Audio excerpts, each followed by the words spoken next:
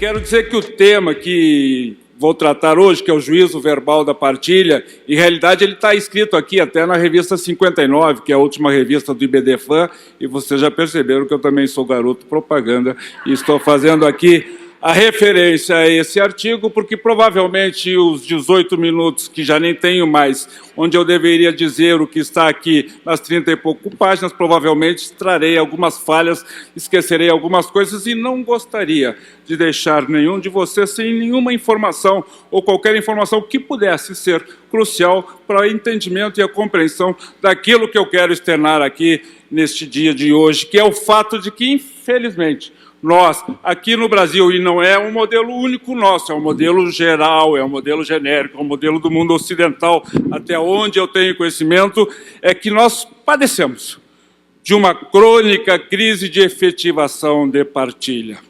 Infelizmente, este não é um problema atual, este é um problema que sempre existiu, e acho até, quero acreditar, que o legislador, não só o brasileiro, como o legislador dos outros países, porque essa natureza bifásica que nós temos aqui de uma partilha ser tanto do inventário quanto da dissolução da união estável ou da dissolução de uma união, o divórcio, todas estas partilhas, o nosso legislador e o legislador da Espanha, de outros países, da Argentina, de todos os países, de um modo geral, eles são todos otimistas, porque eles acreditaram que se poderia fazer qualquer tipo de partilha num processo de inventário.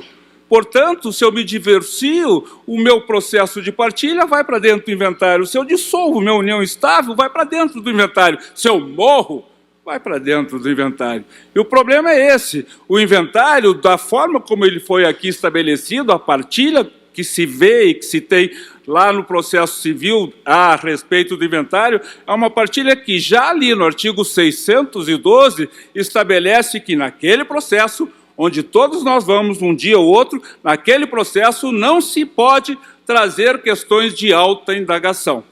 Portanto, se não estiver documentado, se o problema for de provar a existência dos bens, se o problema for de provar a comunicação dos bens, se o problema for provar a sonegação dos bens, se o problema for provar a fraude dos bens, então saibam de antemão que o seu divórcio, a sua dissolução de união estável e o seu inventário não ficarão naquele processo que foi projetado pelo nosso legislador para que assim ocorresse. E aí, então, nós vivemos esse problema crônico de falta de realidade, de falta de efetividade da partilha. Por conta, então, de que todos nós temos, com certeza, essa experiência que é da nossa advocacia, que é do nosso dia a dia. Qual é a experiência? A experiência de que, em algum momento, os nossos processos de partilha param, travam.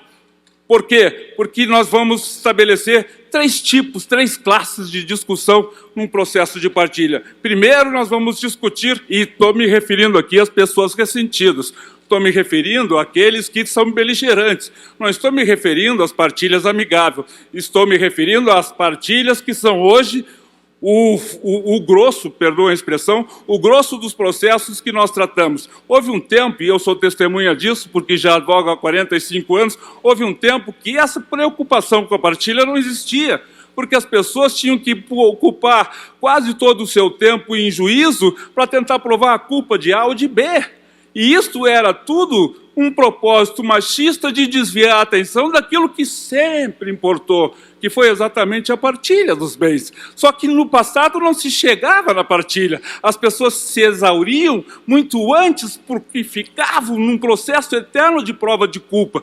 Quando em 2010, pela Emenda Constitucional 66, nós eliminamos a discussão da culpa nos nossos processos, pelo menos o grande ganho trazido pelo IBDFAN foi o ganho de que, então, nós poderíamos chegar direto na partilha dos bens, não mais discutindo culpa. Só que o problema é que agora, então, essa é a nossa realidade. Nós estamos discutindo em juízo não só a partilha, como também a fraude, a sonegação e a comunicação dos bens.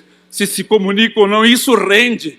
Rende aquele que quer tirar proveito desta discussão, rende para aquele que que enriquece ilícita ou indevidamente com essa discussão. Rende porque é aquele que é ressentido com esse processo do poder econômico, que é, sem a menor sombra de dúvida, uma prática de violência doméstica, de violência contra a mulher, porque vocês têm esse testemunho, e é o meu testemunho também, porque são as mulheres que terminam, nos meus 45 anos de profissão, são as mulheres que terminam fazendo péssimos acordos, são as mulheres que terminam ficando com os bens que geram despesa, são os homens que ficam com os bens que geram renda. E esta é, lamentavelmente, a nossa grande realidade e a realidade de outros países. Talvez a grande diferença é que os outros países, antes de nós, buscaram solução. Nós ainda estamos atrás desta solução. A nossa realidade dos dias de hoje é a realidade drástica de que nós não conseguimos, como disse várias vezes, concluir uma partilha, porque a conclusão maior que nós temos nos nossos juízos de família são os juízes se omitindo, são os juízes Pôncio Pilatos, lavando as mãos para que a partilha não se dê, ordenando o condomínio dos nossos bens. E quando se ordena o condomínio dos bens, se está dizendo que toda essa discussão que levou tanto tempo, levará tanto outro tempo para continuar discutindo sem igual solução e com um prejuízo adicional, porque agora, na extinção do condomínio, que é uma prestação jurisdicional inútil, na extinção do condomínio, vocês ainda vão ter que malbaratar em leilão os bens que vocês têm. Tudo porque também esse nosso mecanismo de partilha estabelece o seguinte: a partilha precisa ser o mais equilibrada possível. A partilha precisa atender à comodidade da sua divisão. E isto é uma grande desculpa daqueles que querem se esconder por trás desta morosidade proposital, por trás desta violência imensurável. Esta partilha, então, que disse que era uma violência de gênero, para ser mais exato, é uma partilha que não só nós estamos vendo que nos remetem para o condomínio, como também, para que a desgraça não é pouca, também quando se faz a partilha de cotas sociais, também nos remetem para os juízos empresariais, porque os juízes Pôncio Pilatos, de novo, lavam as mãos e não conseguem, não podem, não fazem partilha de cotas sociais. Sempre, qualquer situação, em qualquer caso que nós enfrentamos em juízo, sempre quem vai atrás do que lhe pertence, sempre vai ter que ir atrás do que não consegue alcançar, que é exatamente buscar a partilha daquilo que daria a solução real, que é o objetivo que cada um de nós tem quando se formou e que acreditou que existia justiça neste e nos outros países. A justiça existe, ela só não está sendo executada. Por isso, então, nós temos que buscar uma outra maneira de, quem sabe, tornar essa partilha mais efetiva. Tem 18 minutos que às vezes são muito longos, tem 18 minutos que às vezes são muito curtos. Eu estou achando esses muito curtos. Mas de qualquer sorte, vou usar como modelo a Espanha, que criou talvez algo que nos sirva, que é exatamente o juízo verbal da partilha. Como é que é o juízo verbal da partilha? É um juízo em que quem está interessado em fazer a divisão dos bens faz uma petição e descreve os bens que tem.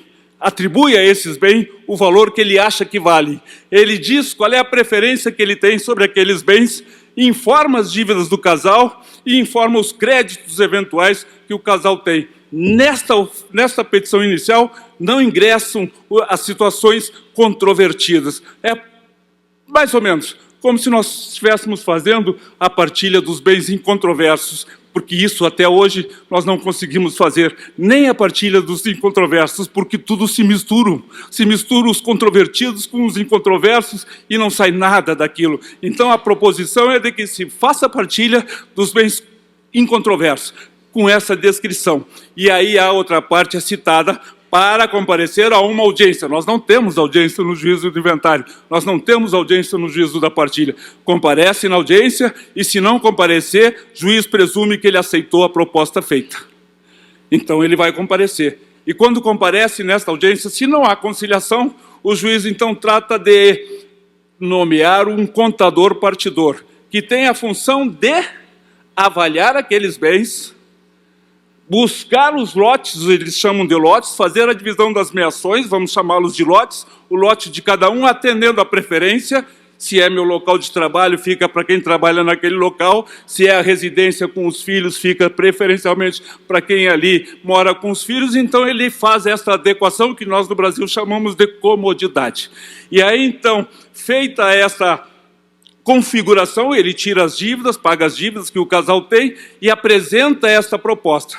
Se o outro se opõe, o juiz marca uma segunda audiência. E nesta segunda audiência eles só discutem, única e exclusivamente, o que é o que na verdade interessa. Eles só discutem o valor dos bens, a avaliação dos bens, os lotes para ver se eles adequam, não os valores, porque os valores podem ser compensados, mas se estão adequados à comodidade, que há pouco eu falei. E aí então afasta toda e qualquer discussão paralela, que diga respeito aos bens controvertidos. Então vejam que nós já estamos a um passo da partilha dos bens controvertidos, que aqui nós estamos sempre a 1000 passos desta partilha que nem dos incontroversos nós conseguimos fazer. E então desta discussão, afastados os subterfúgios e mais ou menos então o juiz informado das impugnações dos valores, o juiz não necessariamente se atém aos valores atribuídos pelo perito, mas o juiz sentencia. E o juiz espanhol consegue dar uma sentença de partilha, cujo modelo é aquele trazido pelo contador partidor, do jeito que trouxe. E se houver alguma divergência, alguma divisão de valores que não atenda às metades iguais, então esses bens vão para a venda judicial. E aí também se resolve de forma muito clara, concreta e imediata, porque dividir dinheiro não tem problema. O problema é quando as pessoas não querem dividir e criam os problemas naquilo que estão dividindo. E em função disso, então, nós, que até temos essa previsão no artigo 2019 da venda judicial dos bens para a acomodação das meações ou dos quinhões hereditários, então nós estamos, provavelmente, é o meu pensamento, estamos trabalhando muito mal até o que nós já temos. Não estamos explorando correta e adequadamente aquilo que nós já temos. Talvez, às vezes, até por covardia de quem vai julgar. Às vezes, até, talvez, por comodidade de quem vai julgar. O problema é que esta comodidade dos outros não pode ser tolerada por aqueles que procuram e buscam no juízo a efetividade dos seus bens, que buscam em juízo o pagamento das suas meações. E aí, na conclusão, o que acontece? Tem todos aqueles outros bens que são conhecidos como controvertidos. E são controvertidos porque estão discutindo a propriedade, se pertence ou não ao casamento. Se discute isso muito. São controvertidos porque foram sonegados, é outra figura. São controvertidos porque foram fraudados.